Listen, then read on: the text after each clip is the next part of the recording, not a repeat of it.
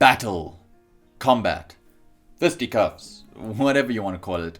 If you've ever played in a game of Dungeons and Dragons before, there's almost a 100% chance that at some point you heard those hallowed words, roll for initiative.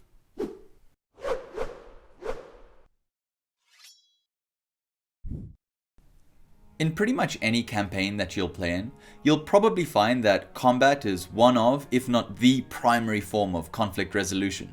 Just take everything on your character sheet that isn't specifically related to combat and remove it, and instantly you can see how much mechanical emphasis is placed on this in the game itself.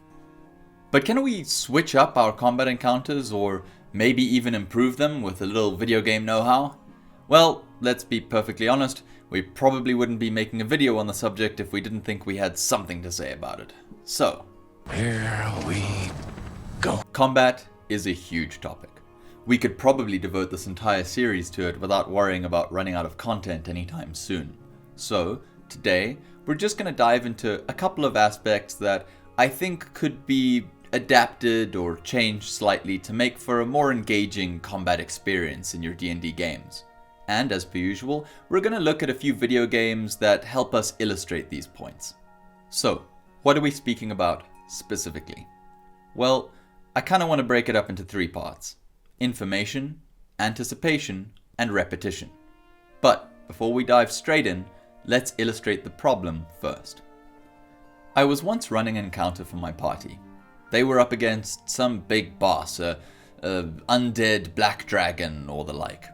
They were entirely unfamiliar with its ability set, and were working on the presumption that a dragon usually has a big area of effect breath weapon attack, and so, quite cleverly, they decided to all split up and stay spread out.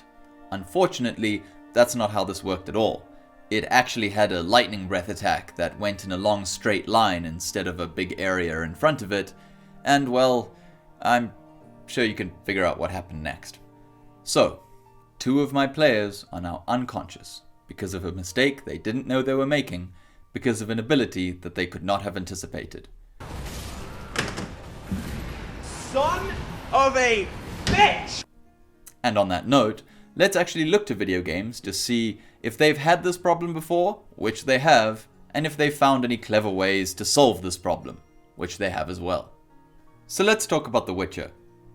Again, we won't spend too much time on this one, but The Witcher actually has a very elegant roleplay and story-driven approach to solving this problem, and I think it can be summed up in pretty much one word: research. If you can create an expectation for your players that if they ever enter an encounter without having done the appropriate research to go in prepared, that they're at a huge disadvantage, well, you can make that a really epic gaming experience. So, let's go back to our dragon example from earlier and see if we can use this as a way to spice it up or make the entire thing more engaging for everybody. Firstly, maybe you could have your players go on an entire side quest, seeking out an ancient tome or tablet that would allow them to gain information on the dragon's attacks, its strengths, and its weaknesses. This allows them to go into the entire encounter feeling a lot more prepared, but like there's been some epic build-up to how they managed to take on a foe so much larger than themselves. Or, perhaps you can have them arrive a little bit earlier than the previous example and actually see the dragon fighting somebody else first. This could do a whole number of things, from explaining why the dragon might start in a weakened state for a lower level party, or just allow them to see it in action, shooting that lightning breath everywhere, so at least they know exactly what the most terrifying thing is to look out for in its arsenal. So this one's a little trickier. You know what? Let's start by looking at some footage from a game, one of Supergiant's newer releases, at least at time of recording, Hades. See if you can figure out what we're going to be talking about next. You got it? Exactly. Telegraphing. In Hades, every enemy attack is telegraphed, either when it's going to happen or where it's going to hit, or both. And I know what you're thinking, but Jono, that doesn't translate to a game like D&D where it's all turn-based strategy. If you know where an attack is going to land and when, then you can always just move out of the way. And you're right, But I think there might be a way to tweak the system a little and incorporate some of that telegraphing to make the game feel a little less like Diablo and a little bit more like, say, Dark Souls. So for the sake of not being here all day, let's just see if we can find one good example as to how you could take this telegraphing approach and make a combat encounter in your game a little bit more interesting. So, let's set up a scenario. Your party has come up against something resembling a lava elemental, some big fiery monster, and on its turn, its stony skin begins to harden and its veins start to grow brighter and brighter and brighter. Your party knows what this means. Thanks to their research, they know that this means that for the next turn or so, it's gonna be hard to deal any damage to the creature. Maybe it gets some temporary hit points or a whole bunch of extra AC for that time period. And as soon as that runs out, it's gonna explode in a big area of effect whoosh all around it. Okay, so your rogue and your fighter. They were flanking it at the time, and now they have a whole bunch of interesting decisions to make. Do they keep on attacking in the hopes that they can destroy it even with the upped AC or health before it gets a chance to explode? Or do they back off and avoid the explosion entirely?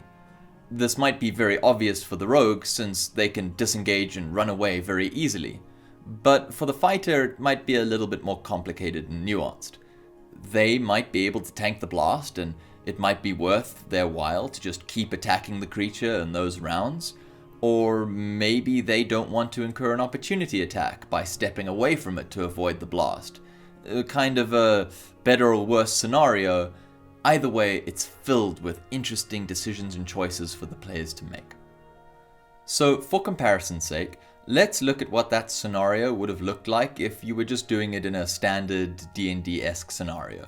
Well, if the players were flanking on either side of this lava elemental, and on its turn, it had an ability that stated it could suddenly blast outward in a radius, which would pretty much be the case, they would end up rolling dexterity saving throws to see if they could avoid the attack or maybe halve the damage.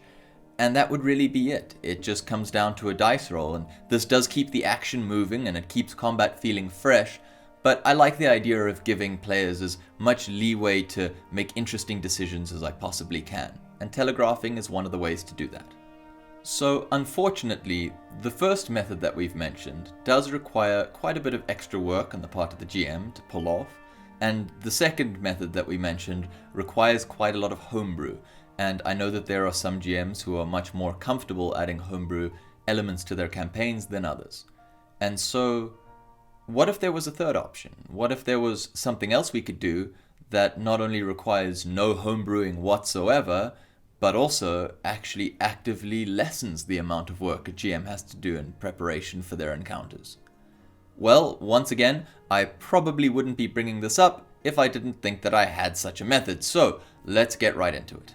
It may seem counterintuitive at first, but having your players face off against the same monster types over and over and over again during a campaign can actually be way more fun and engaging than having them do a monster of the week, every encounter has to be different sort of thing.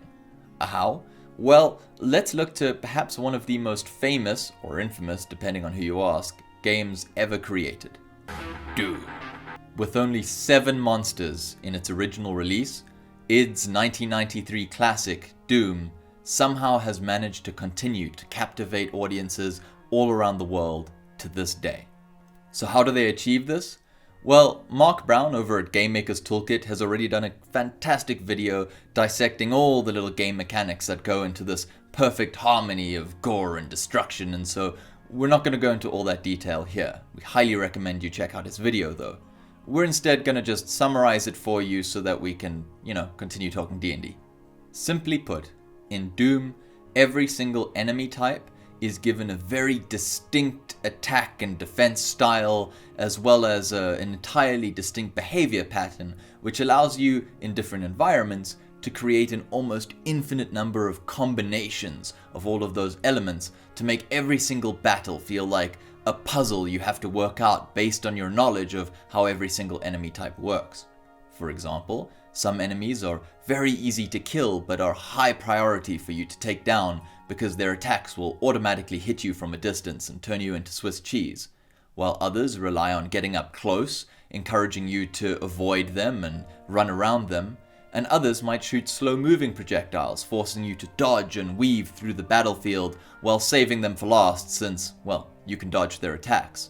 You can see how, with even 3 enemy types, you can create a whole symphony of movement and combat, especially when you consider the environment as something you can change as well. So how do we implement this in our own D&D games? Well, first of all, take your roster of monsters and make it nice and small. Just a handful of very interesting adversaries for your players to fight, and you're good to go.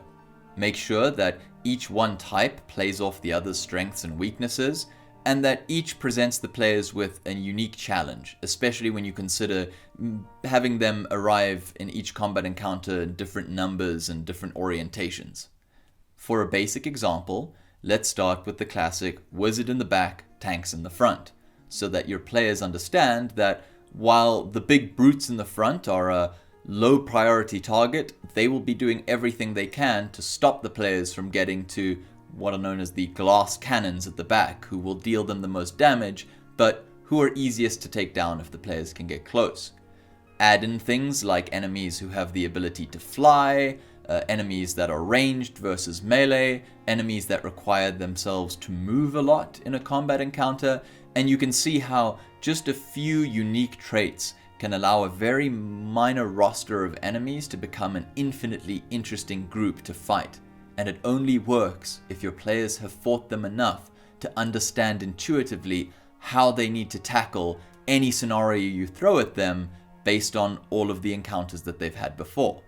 This also means that you can increase the difficulty of those encounters as the campaign goes on, because they'll become more and more familiar with the tactics of their opponents, allowing them to strategize with more and more clarity.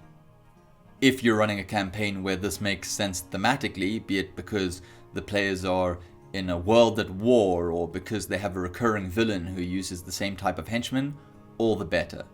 And if you do decide to litter your campaign with unique enemies that are once-off encounters, they'll feel even more special amongst the routine types of enemies that your players will see over and over.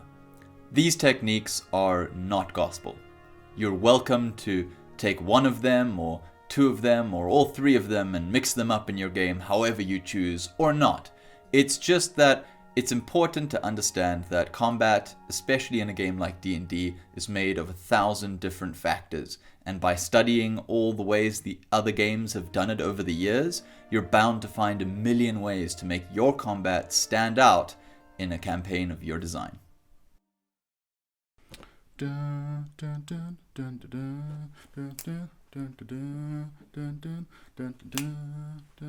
Rory, what are you doing? Nothing. I'm just telling them to like and subscribe.